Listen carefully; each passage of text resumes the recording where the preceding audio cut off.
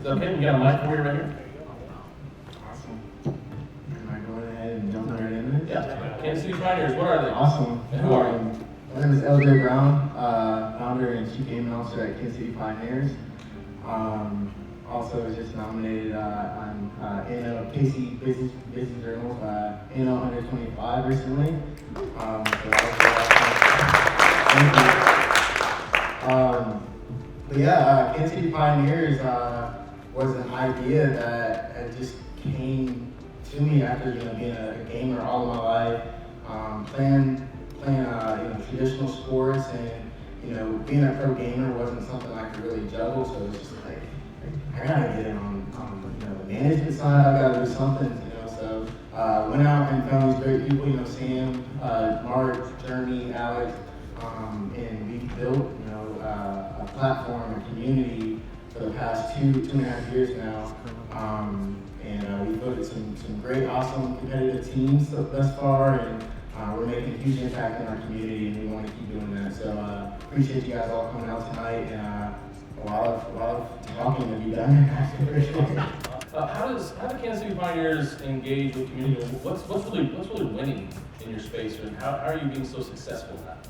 Yeah, no, that's a great question. I think that community is definitely the core of everything that we're doing.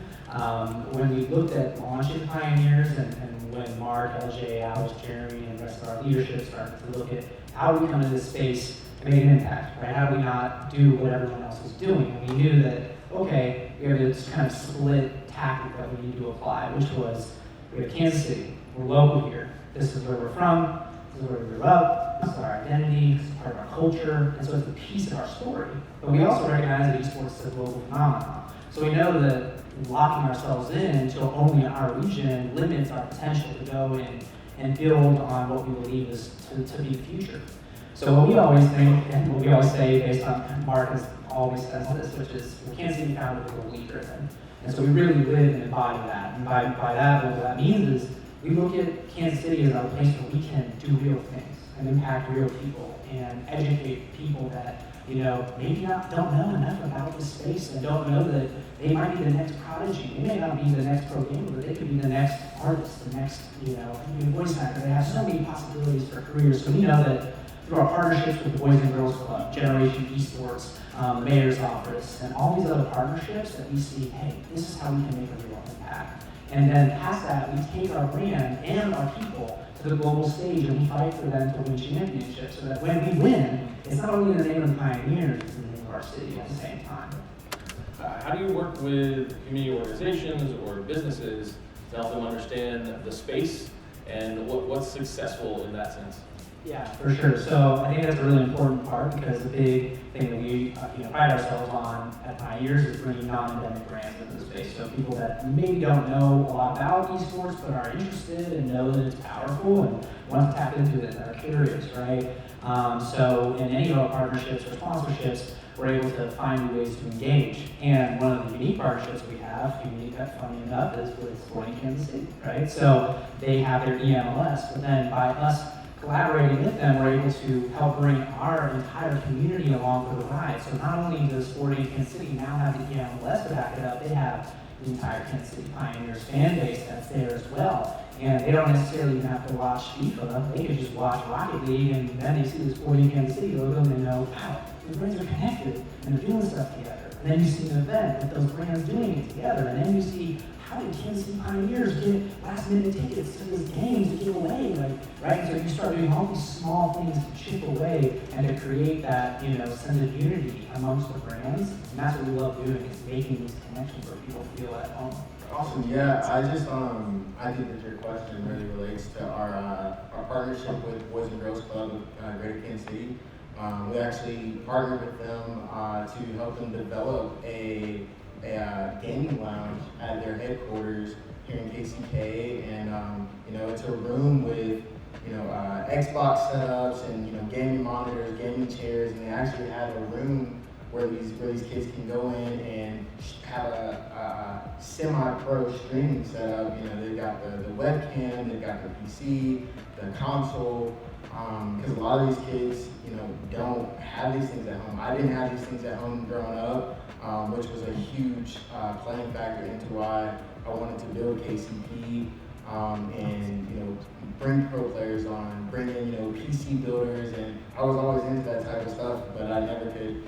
I didn't have the money to do it. My mom didn't have the means to do it, and so it meant a lot to us, and it's a lot to me to be able to do something like that. But I think it's huge that we keep educating our youth on what esports is, how exactly every aspect of it works, and then the career opportunities. To Sam's point, you don't have to be a pro player, you don't have to be a manager. There's creatives, there's video designers, there's graphic designers, there's all types of different career opportunities within esports, and so I think that's super important for our youth to know. Proactiveness when it comes to students' health, when it comes to players' mental health. We're talking about activity. I think LJ definitely he does a lot of this stuff here with the Pioneers, I'm guessing. 100%, yeah. So we actually have a cognitive performance coach, mental health coach, performance, whatever you want to call it. He actually has his PhD in mental health. But he actually works with our players, because a lot of these pro players can start at around 14, 15 years old, all the way up until about 30 years old. And so, we've got a 15-year-old who's trying to juggle school, high school, friends, family, and then they've got 300,000 people watching them on the internet, all that pressure. It's super important that you have somebody in that corner 24/7 there to talk to them and make sure that they're doing okay. And so our mental performance coach actually meets with our players individually, meets with them as a team to make sure that they're, like I said, they're okay, they're playing well. A lot of the mental aspect of the game is forgotten about. It's just as important as it is in football, basketball, baseball. And so yeah, I just wanted to touch on that. I think that that's super important. I think my main point is just helping people understand that this is real. I want everybody to be able to go home today and have some knowledge about esports and tell a friend. I've always been told to tell a friend, so I want to tell you guys, tell a friend about what's going on, what you heard tonight, and to Blake's point, feel included with what we're doing tonight, what we're doing at NC Pioneers. We want people to feel like how Blake's feeling. We want people to understand that we're a sports team just like the Chiefs, the Royals, sporting. That's why our hashtag is #MyCity. We want everybody to be able to say that and feel included. So appreciate you guys. Thanks, AJ. I would say that for us, when it comes to community, what I like to say is we want to get the kids what they want and get out of their way. And the kids know what they need. They've been telling us forever. We've had games for 20, 30, 40 years, however long Palm's been out. And so now it's up to us to be the people who open the gates and give them the boundaries, like AJ said, and giving them the tools to succeed and not telling them what to do, but asking them. And part of that is being authentic and bringing real brands in that want to make it a great place, giving them the right mental health spaces, giving them the right physical spaces, social settings, and being real with them and showing them that they can be anyone that they want to be as long as they're authentic with themselves and the people around them. How do esports sponsorships work? Ready, give us all the information you know. Oh man, I think a couple of ways, right? Like it's connecting to the modern consumer is the first thing. So esports, call it like almost a $2 billion industry from a revenue cap perspective. 60% of it comes from sponsors.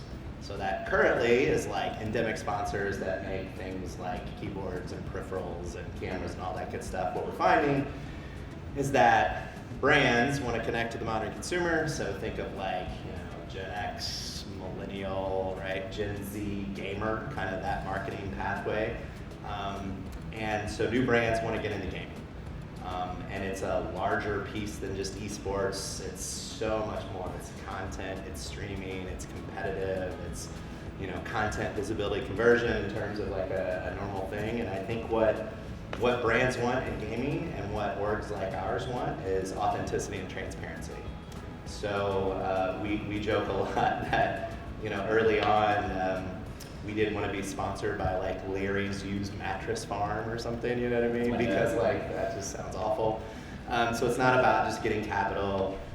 It's about having things that like consumers can connect to and that it makes it really easy for the brands and the end user, the gamer, the viewers, the streamers, the content creators, both customers have a nice little union and you're able to connect. So I think in terms of that, that's what it really looks like. And I would say that, just to put some context around it, we have sponsors both globally and locally, right? Anywhere from, Logitech to DoorDash to, Jack Stack and Guy Snacks. And so there's this interesting kind of thing, but all of it surrounds around how do we make really interesting things? How do we motivate your consumer? How do we pull your consumer into esports and gaming?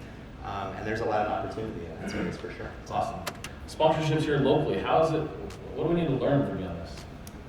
I think I have a little bit different perspective because we have these two levers of Kansas City founded, globally driven. So for us, just for context, there's about 100 of us. We have, we get about 50 to 60 million impressions a month. We have, 6 or 7 pro teams, I should know, 7 pro teams competing at the highest level in Tier 1, Tier 2 esports. Our LANs are back, so we're doing incredibly, Halo is gonna have its LAN, so our team was gonna be boot camps, we've made top 8.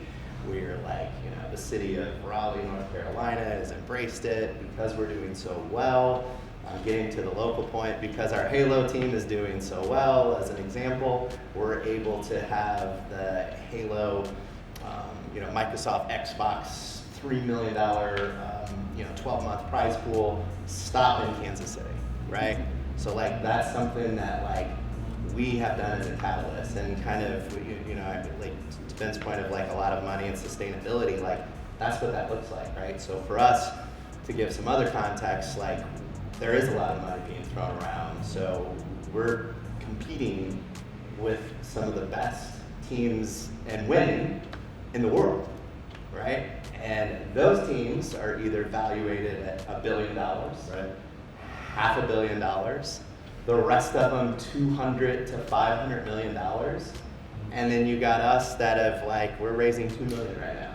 So that point of being frugal, understanding how to deploy capital, what sports to be in, how to be competitive, how to build a community, and then how to engage and monetize kind of some revenue streams to sustain that, that's the point. So, and I say all that to say, because when you go after a global sponsor, they care about global, and we're in Rocket League, Halo, Valorant,